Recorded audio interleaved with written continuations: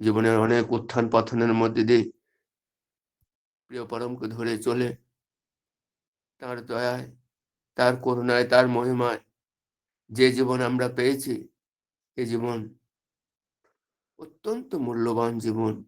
এ মূল্য জগতে কেউ এর পরিমাপ করতে পারবে না, এর মূল্যায়ন কেউ দিতে পারবে না, একমাত্র জানবে আমার প্রিয় পরম দয়াল ঠাকুর। বললেন ইষ্টনিষ্ঠ কৃতি চর্চা, ইষ্টনিষ্ঠ অনুগত কৃতি বীর্য পরাক্রমে, ইষ্টনিষ্ঠার অনুগত কৃতি বীর্য পরাক্রমে ভাব ভাব ভাব ভক্তি রঞ্জিত যার গতি তার পুরুষোত্তমে, ভাব বৃত্তি রঞ্জিত যার গতি তার পুরুষোত্তমে।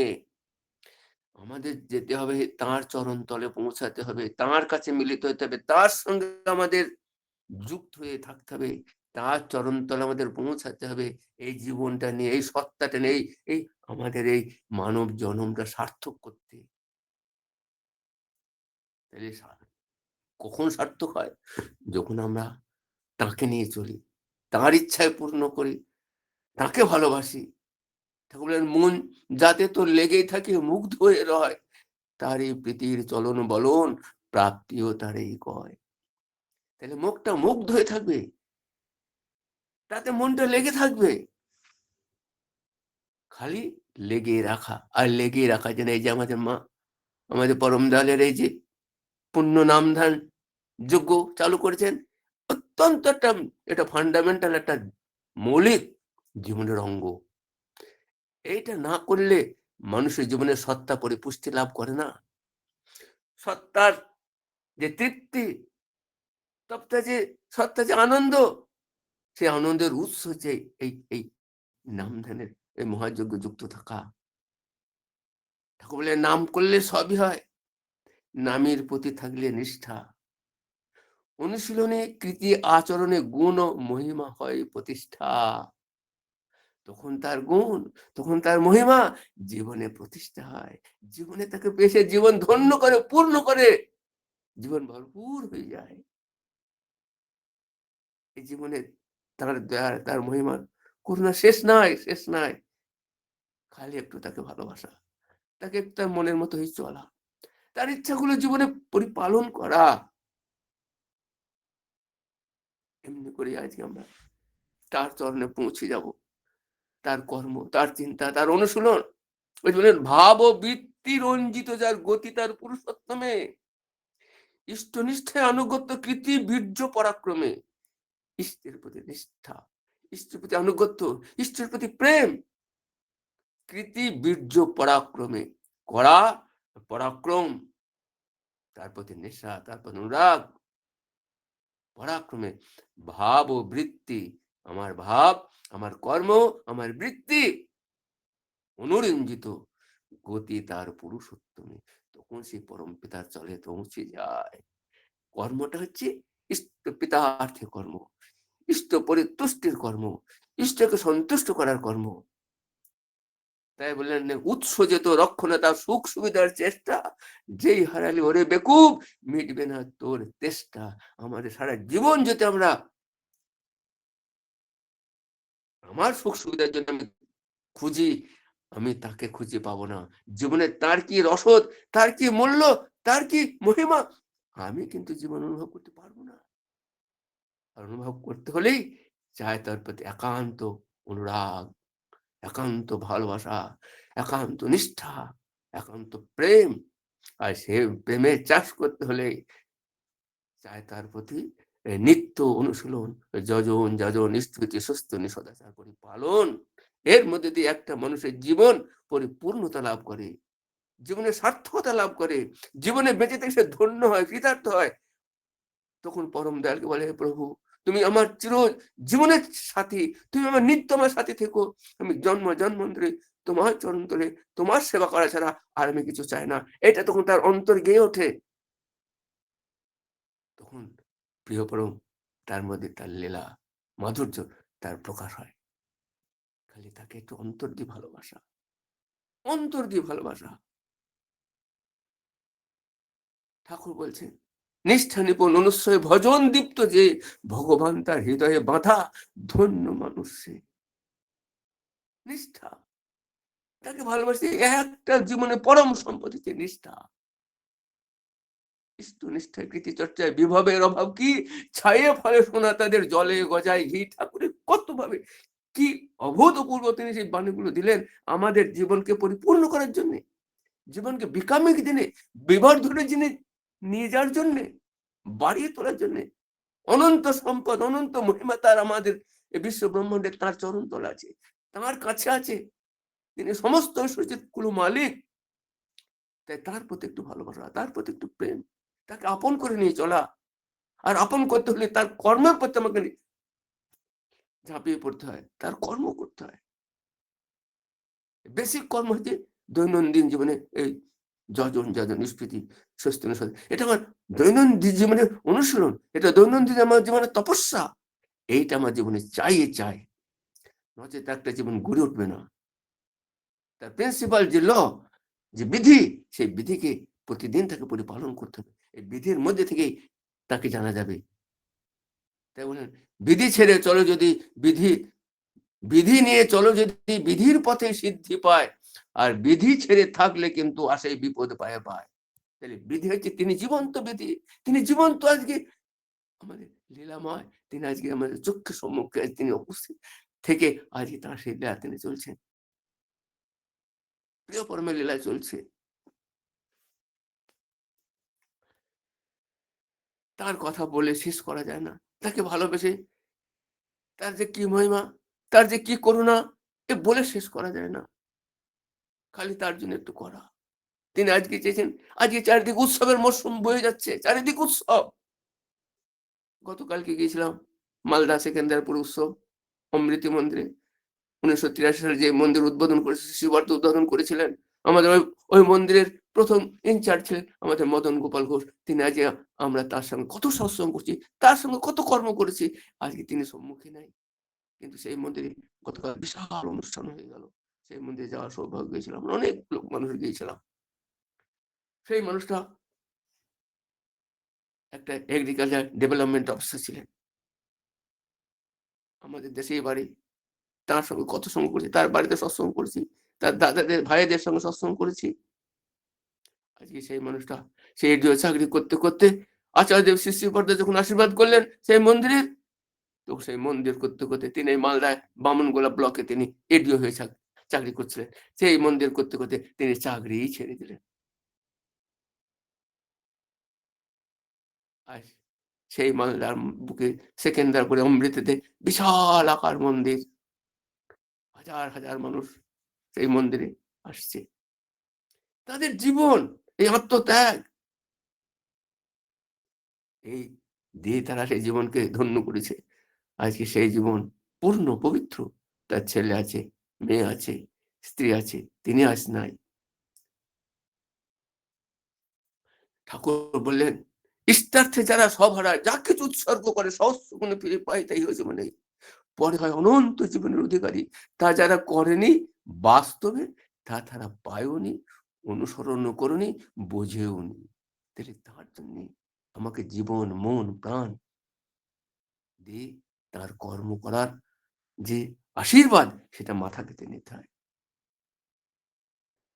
এই যারা করেছে না, তাদের জীবন ইহজগতে, সাংসারিক জীবতে, জড়জগতে তাদের পাওয়ার কিছু আর বাকি নাই।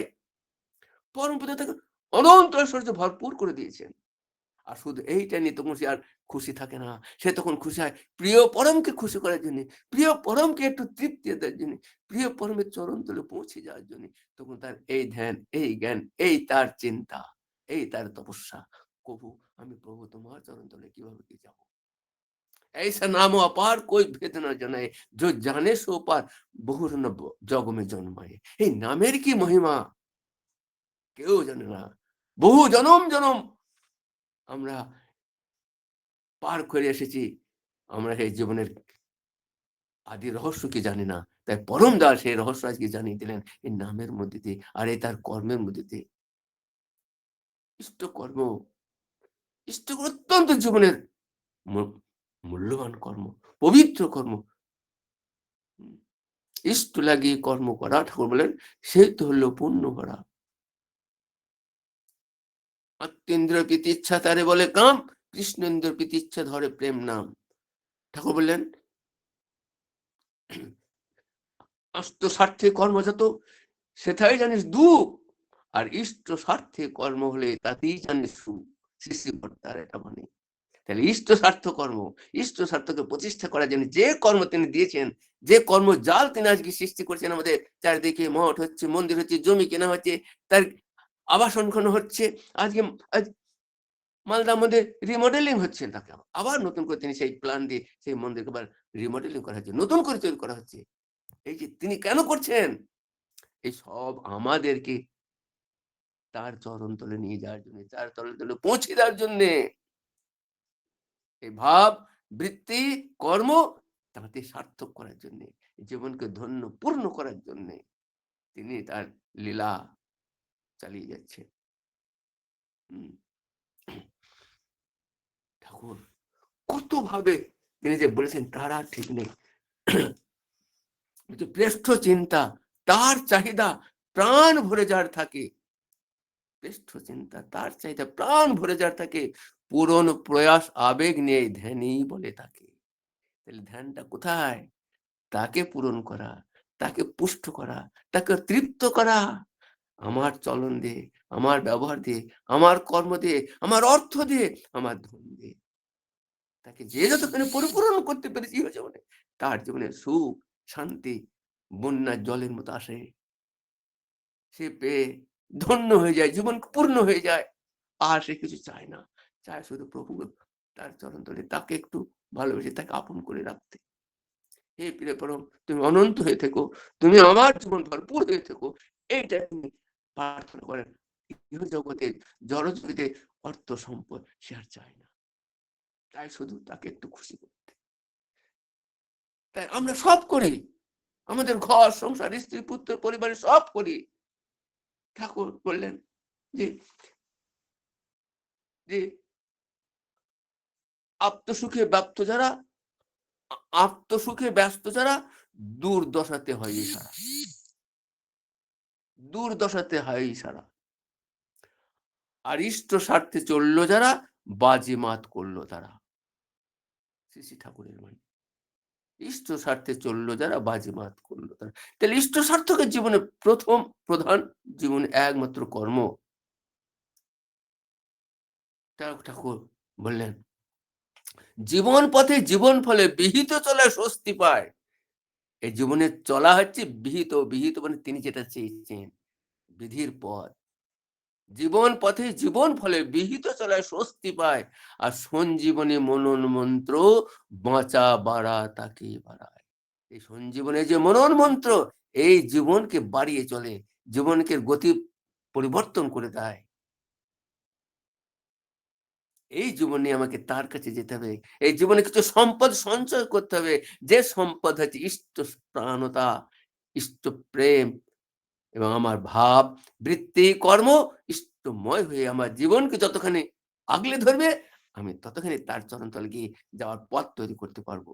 নচেত তার কাছে যাওয়া যাবে না। এই জঞ্জাল নিয়ে, কামনা বাসনার জীবন নিয়ে তার কাছে পৌঁছানো যাবে না। এই কামনা বাসনার ঊর্ধ্বে একমাত্র কর্ম হচ্ছে ইষ্ট কর্ম। তাই বলেন, ইষ্ট স্বার্থ প্রতিষ্ঠাই এই জীবনের কর্ম, আর যজন যাজন ইষ্ট ভীতি এই জীবনের ধর্ম। তিনি দিলেন এই যজন যাজন ইষ্টভীতি এই জীবনের ধর্ম। আর কর্ম হচ্ছে ইষ্ট স্বার্থ। যতখানি আমরা তাকে পরিপূরণ করব, ততখানি আমরা জীবনে পরিপূরিত হব। এটা তাঁর শ্রীমুখের বাণী। কথা বলছেন ঠাকুর, বলছেন ঠাকুর বলেন, কথা শোনে কাজে করে না, অধম তাদের ইষ্টে টান, আর বাক বিলাসী কর্ম তাদের হয় না তাদের ইষ্টে টান। বাক বিলাসী তাদের ইষ্টে টান হয় না। কথা শুনবে, কাজে করবে, তারা জানিস ব্যর্থ পান, তাদের জীবন ব্যর্থ হয়ে যায় ইষ্টার্থ না করলে, ইষ্ট পোষণার্থ না করলে। সব যা কিছুর অধিপতি ধারণ পালন স্বভাব যার, একনিষ্ঠ সেই তপে হ অমৃত তো সেই তোমার। তিনি যে আমার জীবনে একমাত্র অমৃত, তিনি আমার জীবনে একমাত্র পরম প্রাপ্তির পথ। তিনি জীবনকে এসেছেন। কিছু বাকি রাখতে আসেননি। আমরা যারা তাকে নিয়ে চলেছি, তার পথে একটু তাকে ভালোবেসে এই জীবন পূর্ণ, অপূর্ব কিছু বাকি থাকে না পেতে। তাই তিনি এই পথ দিলেন। জীবন নিয়ে চলিস ফিরিস সত্যার ধারিস কি? সাতত যে পন্থাটি যে তোর, ওই পথে তুই চললি কি? সাতত পন্থা, জীবনের পন্থা, এই সত্তার পন্থা। সত্তা কিভাবে তৃপ্তি পায়? সত্তা কিভাবে পরিপুষ্টি লাভ করে? সেই পরিপুষ্টি লাভের জন্য এই সাতত পন্থা, এই ইষ্টকর্ম, ইষ্ট প্রতিষ্ঠা। তাকে বললেন, ইষ্ট স্বার্থ প্রতিষ্ঠা তো যাই তলিয়ে যেইখানেই মরণ হানায় আসছে বিপাক ওই পথেতে সেই। কত সুন্দর! তাই ইষ্ট স্বার্থ প্রতিষ্ঠাকে জীবনে ত্যাগ করা যাবে না। এক মুহূর্তের জন্য না। দিন রাত ২৪ ঘন্টা ইষ্টময় হয়ে ইষ্ট পরিতৃপ্তির জন্য, ইষ্ট স্বার্থ রক্ষা করার জন্য এই আমার তিনি জীবন দিয়েছেন। এই জীবনটা তাতেই শান্তি, তাতেই আনন্দ, তাতেই তৃপ্তি। এই কর্ম, এই কর্ম নিয়ে আমাদের খালি তাকে ভালোবাসা, তার মনের মতো হয়ে চলা। ঠাকুর বলেন, অনুভূতির দ্বারা যা জানা যায় তাই জ্ঞান। অনুভূতি কি? এর কর্ম ছাড়া অনুভূতি আসে না। ইষ্ট স্বার্থ কর্ম, ইষ্ট পোষণার্থ কর্ম। এই কর্মের মধ্যে দিয়ে মানুষের জীবনে পরিতৃপ্তি লাভ করে। আচার্যদেবের কত ঘটনা, বহু ঘটনা। প্রিয় পরম আচার্যদেব আসাম থেকে একটি মা বহুদিন থেকে ঠাকুর বাড়িতে আসবেন। বর্তমান আচার্যদেবের কথা বলছি। তিনি যে আমাদের পিতা পুত্র লীলা করছেন, তার একটা ছোট্ট ঘটনা বলছি। ভাইটি এসেছেন, তার মা দীর্ঘদিন ঠাকুর বাড়ি যাবো করে। গরিব মানুষ, তার ছেলেকে বলে, বাবা একটু আমাকে ঠাকুর বাড়ি নিয়ে যাবি, বাবা আমাকে ঠাকুর বাড়ি নিবি। তা যাই হোক, অনেক কষ্ট করে পয়সা করে জোগাড় করে ঠাকুর বাড়ি এসছে। এসে সব লোক মানুষজন লাইন দিয়ে ঠাকুরকে প্রণাম করছে, আচার্যদেবকে প্রণাম করছে। আর যখন সেই ভাইটি আর সেই মাটি যখন প্রণাম করতে গিয়ে আসবে, তখন সেই ভাইটি বলছে, এই তুই তোর মাকে ঠাকুর দেখাতে এনেছিস? বলছে, আগে শোন, তুই খুব ভালো, তবে তোর তোর মা শরীর ভালো আছে? হঠাৎ তিনি বলছেন সেই ছেলেটাকে, তোর মা শরীর ভালো আছে? তখন ছেলেটা বলছে, আগে মার মাঝে মাঝে একটু জ্বর হয়, কখনো কোনো সময় একটু মাঝে রাত্রিবেলা একটু জ্বর আসে। তা তখন বললেন, এই শোন, তোর মাকে ডাক্তার দেখাতে বলবি। ডাক্তার স্বপন বিশ্বাস ছিল, ওনাকে একটু দেখিয়ে নিতে বলবি। তারপর দেখাতে গিয়ে বলছে যে ছেলে মায়ের আচার্য বলেছেন, এবং তিনি বলে দিলেন, ব্যাঙ্গালোরে ব্যাঙ্গালোরে একটা হসপিটালের কথা ডাক্তার বলে দিলেন, সেইখানে গিয়ে তুই তোর মাকে টেস্ট করাবি, ব্লাড টেস্ট করাবি। তিনি বলে দিয়েছেন, সেই আচার্যদেব সেই ছেলেটাকে বলছেন যে তোর মা একটু জ্বর আসছে না, ওই ব্যাঙ্গালোরে গিয়ে ওনাকে টেস্ট করাবি, ব্লাড টেস্ট করাবি। তাই সেই দাদাটি, সেই ভাইটি হঠাৎ তার মনে এই কথা শুনে তার মাকে বলল যে আচার্য বলেছেন ব্যাঙ্গালোরে গিয়ে এই নার্সিং হোমে টেস্ট করাতে। তার কোনো কাগজপত্র নাই।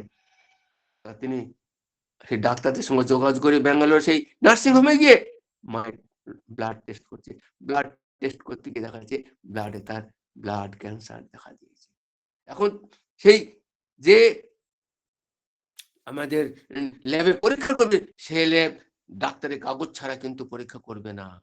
আর আচার্য মৌখিক বলে দিয়েছেন, তাই তারা ব্লাড টেস্ট করতেও চাইছে না। বলে আপনাদের পেপারস কই? কোন ডাক্তার আপনাকে প্রেসক্রাইব করেছে? সেটা আমাদের চাই। বলছে আমাদের গুরুদেব বলেছেন। তা সেই গুরুদেব কিছুতেই তারা করবে না। তা যাই হোক, সেখানে আমাদের গুরু ভাই ছিলেন সেই ল্যাবে। তা তখন বলছে, তুমি কি দেওঘর থেকে এসেছো? আগে আমি দেওঘর থাকবো। আচার্য পাঠিয়েছেন। তখন সেই ভাইটি সেই মাকে নিয়ে গিয়ে ব্লাড টেস্ট করে তখন দেখছে তার ব্লাডে ক্যান্সার। তখন সেই বললে, তোমাকে আচার্য দেখিয়ে বলে দিলেন এখানে টেস্ট করার কথা? বললে, আগে হ্যাঁ, আমাকে তিনি বলে পাঠালেন। তাহলে তিনি কে? যে বিশ্ব ব্রহ্মাণ্ডের মালিক, তিনি তাকে প্রণাম করতে গিয়ে তিনি বলছেন, এই তোর মা শরীরটা ভালো আছে। তাহলে সেই মাকে সেখানে ট্রিটমেন্ট করে ডাক্তার বলছে এটা তো প্রথম স্টেজ, ক্যান্সারের প্রথম স্টেজ। এখনই চিকিৎসা করলে অল্প দিনের মধ্যে এই চিকিৎসায় সাফল্য হয়ে রোগের কোনো সমস্যা হবে না। তাই সেখানে চিকিৎসা করে সেই মাটি এবং সেই ভাইটি আবার জীবনে রিকভার করে ভালো হয়ে আচার্যের কাছে এসে আবার তার কাছে নিবেদন করলেন। এই হচ্ছে আমাদের আচার্য, এই হচ্ছে প্রিয় পরম।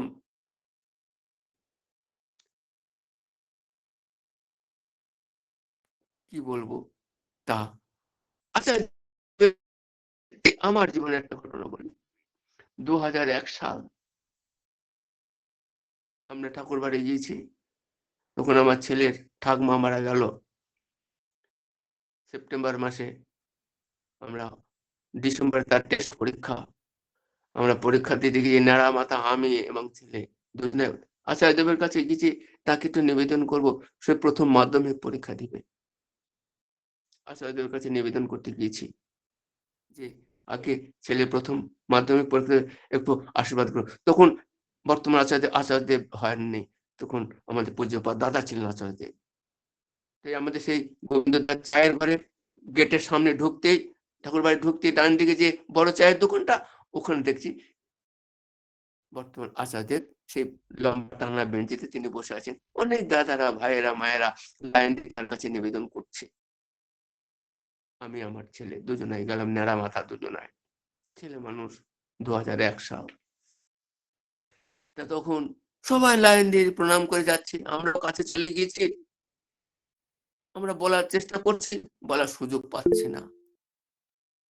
তিনি উঠে যাচ্ছে, কিন্তু আমাদের মনটা খুব খারাপ হয়ে গেল।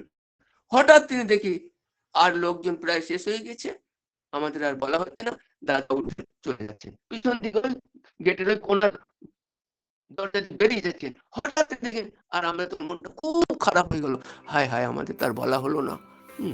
আমাদের তার বলা হলো না, তা কি করবো? বেশ, একার ফোন চলে আসলো। তা তখন কি করব, আর মাথায় হলো না। তখন হঠাৎ দেখি দাদা আবার ঘুরে আসছেন, এসে বসলেন, এই ওরা কি বলতে চাচ্ছে দেখতো, ওরা কি বলতে যাচ্ছে দেখতো। তখন আবার আমরা তার কাছে, তার চরণ তলে গিয়ে হাঁটু গেড়ে বসে প্রণাম করে বসলাম। বলছি, আমি বলছি আগে ছেলের মাধ্যমিক পরীক্ষা সামনে, একটু আপনার আশীর্বাদ চাই, আশীর্বাদ করুন। তা তখন আচার্যদেব বললেন, বর্তমান আচার্যদেব বলছেন, ভালো করে যেটা পড়বে সেটা মানুষকে বলবে আর লিখবে, হ্যাঁ, আর গল্প আকারে মানুষের সাথে এটা বলবে, আর তোমার মেন সাবজেক্ট যেটা সেটা ভালো করে করবা। এটা ঠাকুর পছন্দ করেন, এমনি করে পরীক্ষা দেয়া ঠাকুর পছন্দ করেন। তা তখন তিনি সেই আশীর্বাদ নিয়ে আমরা চলে আসলাম। প্রথম সে টেস্ট পরীক্ষা দিল, টেস্ট পরীক্ষা সে স্টার মার্ক পেল। তারপরে মাধ্যমিক পরীক্ষা হলো, স্কুলে প্রথম ও স্টার মার্ক পেল। এবং সেই যে আশীর্বাদ, তার জীবনে দ্বিতীয়বার সে কোনোদিন ফার্স্ট ক্লাস ছাড়া দ্বিতীয়বার পর্যন্ত সে কোনোদিন সেকেন্ড ক্লাস পায়নি। সেই মাধ্যমিক পাস করলো, উচ্চ মাধ্যমিক পাস করলো, বিএসসি পাস করলো, এমএসসি পাস করলো, করে উচ্চ মাধ্যমিক পরীক্ষার পর তিনি প্রাইমারি স্কুল মাস্টার পেলেন। তারপরে আচার্যদেব কাছে নেব, শ্রী মেজদাদার কাছে দীক্ষা হলো, মেজদাদা নিজে সুস্থনি দিলেন। তখন যখন প্রাইমারি স্কুলে যখন চাকরি পেল, পূজ্যপাদ মেজদাদা আমাদের ওই গ্রামে গিয়েছিলেন, ওই মন্দিরে তিনি বসে উপাসনা কেন্দ্রে তিনি গিয়েছিলেন। তখন তিনি দীক্ষা দিলেন, তিনি পরবর্তীকালে স্বস্তি দিলেন। বলে, প্রাণতোষ তোমার কি পছন্দ হয়, কোন লেখাপড়া নিয়ে থাকতে হয়, WBCS পরীক্ষা দেবে না লেখাপড়া নিয়ে করবে, প্রশাসনিক ডিপার্টমেন্টে যাবে? বলে, আগে আমার এই লেখাপড়া নিয়ে ভালো থাকতে ইচ্ছা করে।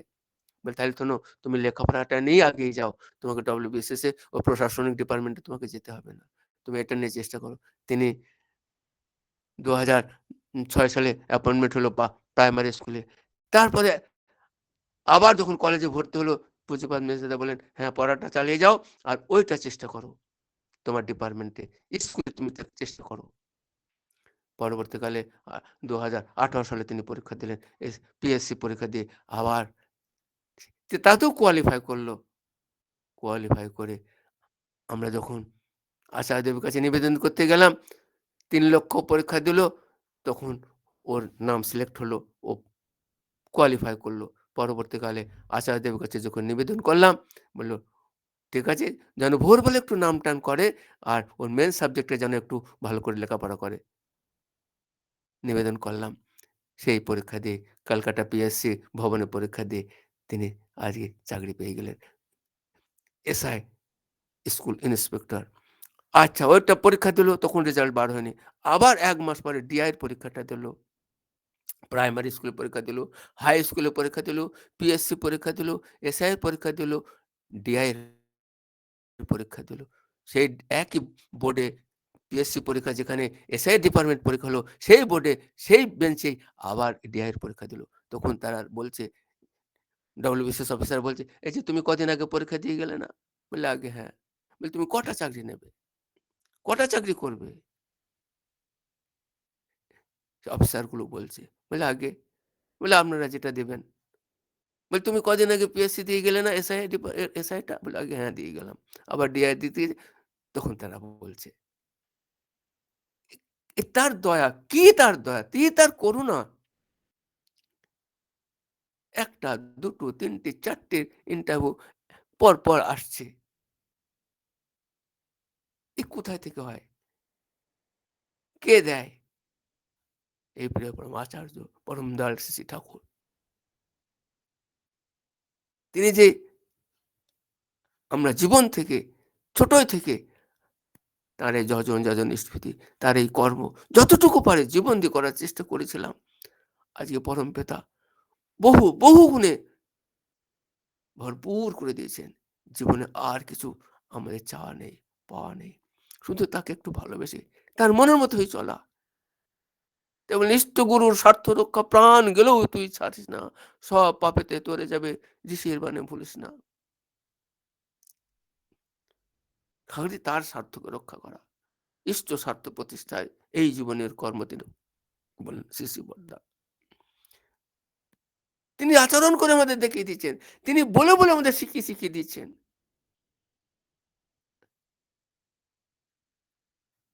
কৃষ্ণগড় মন্দিরে শ্রী শ্রী বরদা এসেছেন। আমরা তার সঙ্গে রাজবাড়ি দেখতে যাচ্ছি। শ্রী শ্রী বরদা বলছেন, আমরা হই হল্লা করে রাজবাড়ির মেইন গেট দিয়ে ভেতরে ঢুকে গিয়েছি। আর শ্রী শ্রী বরদা পিছনে আছেন। বলছে, "এই কোথায়, কোথায় ঢুকলি রে? জানিস নে? সব পিছিয়ে আয়।" আবার আমরা দল বেঁধে সবাই পিছিয়ে আসলাম। বলে, "শোন, রাজবাড়ি ঢুকতে হলে রাজবাড়ির সম্মান দিয়ে ঢুকতে হয়। মাথা নিচু করে রাজাদের সম্মান জানিয়ে এই রাজবাড়িতে ঢুকতে হয়।" তিনি শিখিয়ে দিলেন। এখানে রাজারা বসবাস করে গেছে। এই বাড়িতে ঢুকতে হলে মাথা নিচু করে সসম্মান জানিয়ে সেই বাড়িতে ঢুকতে হয়। আবার পিছিয়ে আসলাম। আবার তিনি আমাদের ঢুকালেন। পাশে একজন বাদামওয়ালা ছিল। বাদাম বিক্রি করছিল। হাতে করে দোকানে বসে যখন সাইডে ডালার উপর করে নিয়ে বসে বাদাম বিক্রি করে। সবাইকে তিনি বাদামও খাওয়ালেন। বাদাম খাওয়ার পরে যখন আমরা সব বাদাম নিয়ে হাতে, হাতে করে নিয়ে ঢুকছি, বলছে, "এই তোরা তো সবাই খেলি। ওই বাদামওয়ালাকে তো কিছু খাওয়ালি না?" আবার সেইখানে আমাদের জীবনদা ছিলেন। আরো অনেক দাদারা ছিলেন। আমরা সবাই ছিলাম। তা তখন সে আবার তার সঙ্গে বাদাম কিনে সবাই খেলাম। আবার তাকেও আবার একটা কু প্যাকেট করে তাকেও বাদাম বলে, "আমাকে বাদাম খাওয়াচ্ছেন না? আমি তো বাদাম বিক্রি করি।" বলছি, "না, আমাদের আচার্যদেব বলেছেন আপনাকে বাদাম খাওয়াতে।" বলছি, "আপনার আচার্যদেবের বাড়ি কোথায়? কোথায় থাকেন তিনি?" বলছি, "এরকম তো আমি তো কোনোদিন মানুষ দেখিনি। এই মানুষ তো আমরা কোনোদিন পাইনি জীবনে।" তখন আচার্যদেবকে দর্শন করে সত্যি বলছি, "ইনি তো দেবতুল্য, দেবতা মানুষ। তিনি তো মানুষ নন ইনি।" তখন সে আবার সেই দেখে এত মোহিত হয়ে গেল সেই ছেলেটা। পরবর্তীকালে সে এবং তার পরিবার সবার আজকে ঠাকুরের দীক্ষিত হলো। আচার্য, আচার্য ছাড়া জীবনের গতি নাই। ঠাকুর বললেন, "ধর্ম-কর্ম যতই করিস আচার্য ছাড়া নাই গতি। আর নির্দেশ পেলে সেটাই করো, জীবনেই পাবে তৃপ্তি।" আচার্য নিষ্ঠায় অটুট হয়ে জ্ঞান গবেষণায় থাকলে মন, প্রজ্ঞাবারে ক্রমান্বয়ে সিদ্ধির পথে যায় সেজন। এই জন্য আচার্য নিষ্ঠা ছাড়া জীবনের কোনো গতি নাই। আচার্যের নিষ্ঠা, আচার্যের প্রতি কর্ম, আচার্যের তিনি আশীর্বাদ যে করছেন আজকে ডিপ ওয়ার্কের কর্ম। এই ডিপ ওয়ার্ক কেন করতে বলছেন কেন? আমাদের ঘরে, বাইরে, প্রতিটা পরিবারে হাজারো সমস্যা। সেই সমস্যা থেকে মুক্তি দেওয়ার জন্যেই আজকে দিলেন আচার্যদেব এই ডিপ ওয়ার্কের কর্ম। ঘরে, ঘরে আমাদের তার কাছে তিনি পৌঁছাতে বলছেন। মানুষগুলোকে আজকে বিচ্ছিন্ন হয়ে গেছে, ইষ্টচ্যুত হয়ে গেছে। তাদেরকে আবার ইষ্ট পথে ফিরিয়ে আনতে তিনি চেষ্টা চালাচ্ছেন এই আচার্য কেন্দ্রিকতার মধ্যে দিয়ে। তাই বললেন সব তপেরই একটি পথ আচার্য নিষ্ঠ অনুসরণ। সব তপেরই একটি পথ। যত জপ তপ থাকলে আচার্য নিষ্ঠ অনুসরণ। বলছে ওই পথেটি বোধটি গজায়, ধরে বোধে করে যেমন। আমার বোধটা তেমন হচ্ছে আমি যতখানি করছি। এই আচার্যর নির্দেশ পরিপালন যতখানি আমি করছি, তার জীবন পথে চলছি, ততখানি কিন্তু জীবনে আমার প্রাপ্তি হচ্ছে। এই আচার্যের প্রতি ভালোবাসা। হুম। তাই বললেন এই আচার্য ছাড়া আমাদের গতি নাই। আচার্য নিষ্ঠায় অটুট হয়ে জ্ঞান গবেষণায় থাকলে মন, প্রজ্ঞাবারে ক্রমান্বয়ে সিদ্ধির পথে যায় সেজন। তার জীবনে সিদ্ধি আসে এই আচার্য নিষ্ঠা। আচার্য ছাড়া ধর্মকে বোঝা, ঠাকুরকে বোঝা যাবে না। তাকে ঠাকুরকে চিনতে হলে আজ আচার্য কেন্দ্রিক চলন। তিনি যেটা চাইছেন, তিনি যেটা আশীর্বাদ করেছেন, সেই পথে আমাকে চলতে হবে। হুম। ওইজন্য বর্তমানে বিদ্যমান, তিনি এখন জীবন্ত। বর্তমানে বিদ্যমান কৃতি বিজ্ঞ বিশেষজন, ইষ্ট নিষ্ঠায় গুণান্বিত উদ্ধাতা তো তিনি হন। তিনি এই জীবনের সমস্ত দুঃখ, কষ্ট, জ্বালা থেকে উদ্ধার করতে পারেন, মুক্তি দিতে পারেন। এই প্রিয় পরম আচার্য, আচার্য ছাড়া ঠাকুরকে চেনা যাবে না। তাই আচার্যদেবের আরেকটা ছোট্ট ঘটনা বলি। আমাদের সদ্য কালীপদ রাহাদার আপনারা সবাই নাম জানেন। তখন কালীপদদা বাংলাদেশে ঠাকুরের একান্ত ভক্ত মানুষ। তখন কালীপদদা বার্মায় চাকরি করতেন। বার্মা। তখন ভাবছে যে বার্মায় তখন লড়াই, বিশ্বযুদ্ধ চলছে। তখন ভাবছে যে আমি বার্মায় থাকবো নাকি আমি ইন্ডিয়ায় চলে আসবো। তখন ঠাকুরকে বলার সুযোগ আর পাচ্ছে না। তখন পদ্মার ধারে বাঁশতলার মধ্যে দিয়ে কালীপদদা আসছেন। এসে হঠাৎ দেখি শিশু বরদার সঙ্গে দেখা। বরদার সঙ্গে দেখা হয়ে বলছেন, "আজ্ঞে আমি উম ওখানে থাকবো না, ইন্ডিয়ায় চলে আসবো।" তিনি বলছেন। তখন আচ্ছা বললেন, "এখানে চলে আসাই ভালো। এখানে চলে আসাই ভালো।" এই কথাটা কালীপদদাকে শিশু বরদা বলেছিলেন। এবং সে কথাটা শুনে কালীপদদা অত তখন বুঝতেন না। পরবর্তীকালে যখন আবার ইন্ডিয়ায় আসলো, চলে আসলেন ঠাকুর। আবার কালীপদদা ঠাকুরকে যেবার জিজ্ঞাসা করলেন যে, "আগে আমি ওখানে উম থাকবো না, এখানে ইন্ডিয়ায় চলে আসবো?" তখন বললেন, "কেন? বড় খোকা তোকে কয় নাই? বড় খোকা তোকে কয় নাই?" কোন কালে সেই পাবনাতে ঠাকুর ব বড়দা বলেছেন, "এখানে চলে আসতে, বড় খোকা তোকে কয় নাই?" কালীপদ দাদার মুখে এই কথাটা আমি শুনেছিলাম। ওই যে তিনি, ঠিক কোন কালে তিনি বলেছিলেন, আজকে ঠাকুর বললেন, "বড় খোকা তোকে কয় নাই? ওই করবি, ওই করবি।" ওই একই কথা। ঘটনা হচ্ছে তাকে ভালোবাসা, তার মনের মতোই চলা। তিনি যে পিতা-পুত্র লীলা করছেন, ঠাকুর বললেন না, "এবারে করে পিতা-পুত্র করিব লীলা অতি চমৎকার, আমি হেন বুঝতে নারি অন্যে কোন ছাড়।" তিনি যে লীলা চালিয়ে যাচ্ছেন, পিতায়-পুত্র লীলা চালিয়েছেন। এই বারাসাত বসিরহাট থেকে একদল একটা গাড়ি গেছে টাটা সুমো। তারা উৎসব সেরে বাড়ি আসবে। বর্তমান আচার্যদেবের কাছে এসে তার কাছে নিবেদন করছে যে আমরা বাড়ি যাব। তখন আচার্য সেখানে নাই। অবিন্দা তার সেই সামনের সেই ঘাস বনের উপর তিনি কয়েকটা বাচ্চা ছেলে নিয়ে খেলা করছেন, ক্রিকেট খেলছেন। বলছে, "আগে আচার্যদেবের সঙ্গে দেখা করব।" তখন অবিন্দা নিজে বলছেন, "কেন? কি ব্যাপার? বাবার সাথে, বাবা তো এই মুহূর্তে নাই। বাবা হয়তো বাথরুমে আছেন। পরে পাবেন। আপনারা কি বলছেন বলেন?" এই বলে অবিন্দা আমাদের সেই দাদাগুলোকে বলছে। বলছে, "শোনেন, আপনারা সবাই যাবেন। ওই ওই যে ছোট ছেলেটা আর ওই গার্জেনটা যাবে না। আপনারা সবাই যাবেন। অনুমতি নিতে এসে চলে যাবে বলে। আপনারা সবাই যাবেন। ওই ওই ছেলেটা যাবে না আর ওর গার্ডিয়ানটা যাবে না। তিনি বলে দিলেন। এখন তারা ভাবছে সত্যি তো অবিন কথা বলল। তো ছোট ছেলে কি বলেছে তারা চলে আসলো। অবিন্দার তিনি বলেছিলেন, তারা কিন্তু চলে আসলো। গাড়ি নিয়ে চলে আসলো। গাড়ি নিয়ে চলে আসার পরে বেশ কিছু দূরে আসার পরে ওই ছেলেটার শরীর অসুস্থ হলো। ওই ছেলের অসুস্থ হলো। বলছে আমার পেটে ব্যথা করছে, পেটে ব্যথা করছে। পেটে ব্যথা অবস্থায় খানিক যেতে ছেলেটা এক্সপায়ার হয়ে গেল। মারাই গেল। তখন সব হাওমাও করে কাঁদতে সেই গাড়ি আবার ফিরিয়ে নিয়ে আবার দেওঘর চলে আসলো। আচার্যদেব তখন আছেন। বলি, "কেন? আপনাদের অবেন কিছু বলেনি? অবেন কিছু বলেনি?" তো তখন সুভদ্রা মিউট করুন, সুভদ্রা মিউট করুন, সুভদ্রা একটা মিউট কথা হচ্ছে দাদা মা। সুভদ্রা মিউট করুন। তা বলছে, "অবেন কিছু বলেনি?" বললি, "আজ্ঞে হ্যাঁ বলেছিল।" বলে, "ওই তো মানে পিতা পুত্রের লীলা। তিনিই জানেন।" আচার্যদেব জানেন। বলে বলে ছোট তুলসীর পাতায় কি পূজা হয় আর বড় তুলসীর পাতায় পূজা হয় আর ছোট তুলসীর পাতায় পূজা হয় না?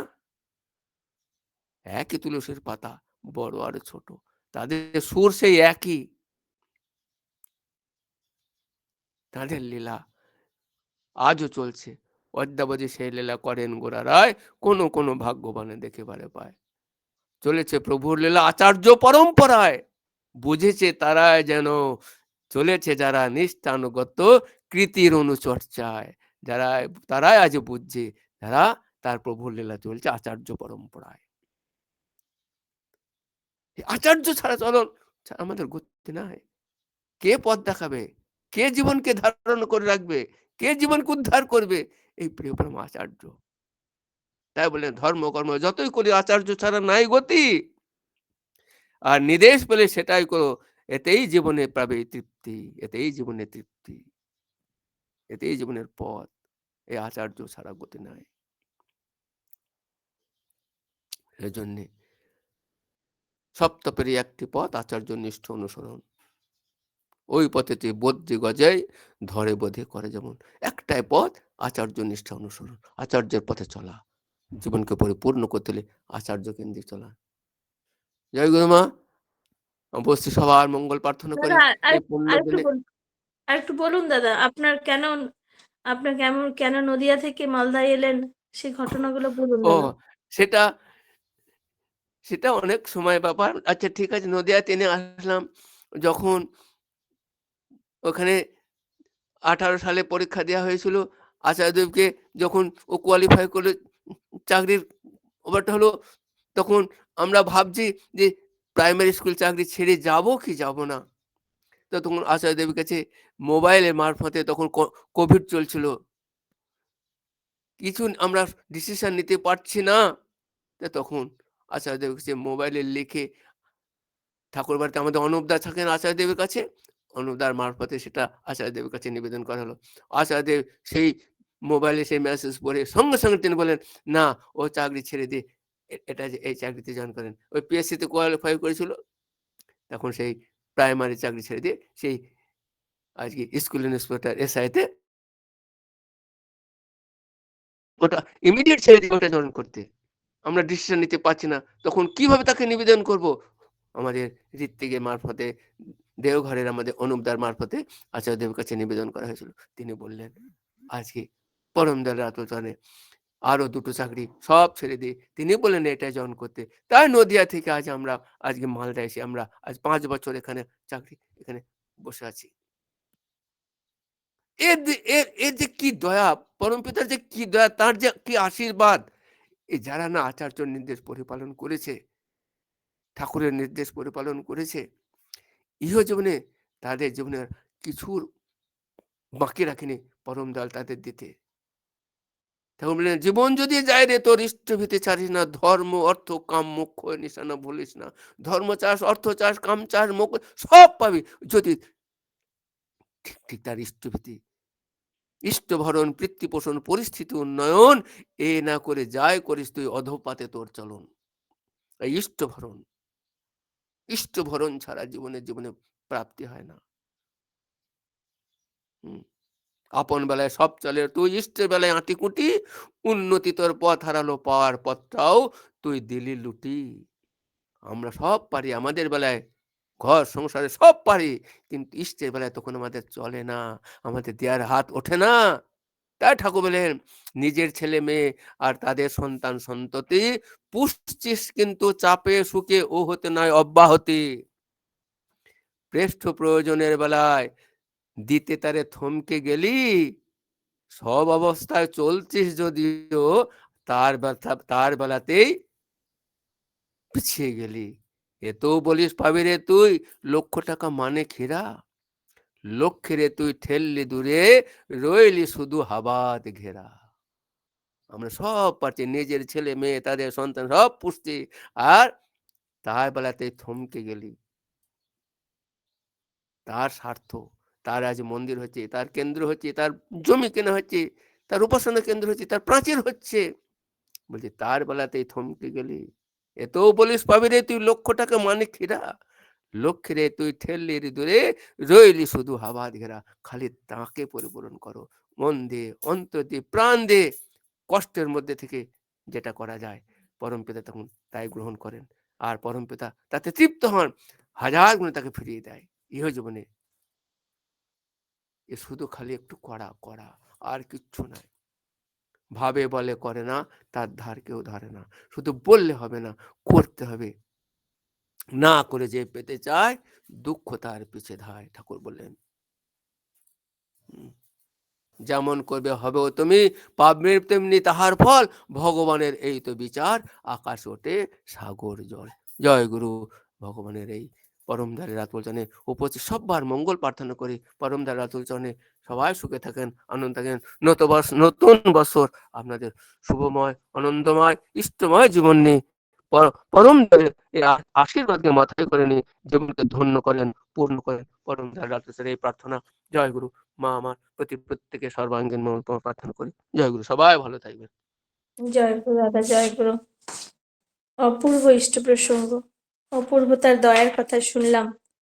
যে মূল কথা হচ্ছে তারকে মেনে চলতে হবে, তার নির্দেশ মেনে যদি আমরা চলি, তাহলে সর্ব সমস্যার সমাধান। কেন তিনি বলেছেন, এবং এই যে ছোট তুলসী পাতা বড় তুলসী পাতা, আমরা অনেকেই শুদ্ধ অবিন দাদার কথা ছোট বলে তাকে হয়তো গুরুত্ব দেই না, কিন্তু তিনি যে কে তার মানে অনেক উদাহরণ আছে, এবং দাদাও একটা উদাহরণ দিলেন, তা শুনে আমরা প্রত্যেকেই সমৃদ্ধ হলাম। খুব ভালো থাকুন দাদা, আবারও আসবেন, প্রতিদিন যুক্ত থাকার চেষ্টা করবেন। পরম পিতা রাঙা রাতুল চরণে আপনার সার্বিক মঙ্গল প্রার্থনা করি। আমরা ধন্য হলাম আপনার ইষ্ট প্রসঙ্গ শুনে। জয় গুরু দাদা, আপনার পরিবার পারিপার্শ্বিক সবাইকে নিয়ে সুখে শান্তিতে আনন্দে ভরপুর হয়ে থাকুন, এই কাতর প্রার্থনা দয়ালে রাঙা রাতুল চরণে। জয় গুরু।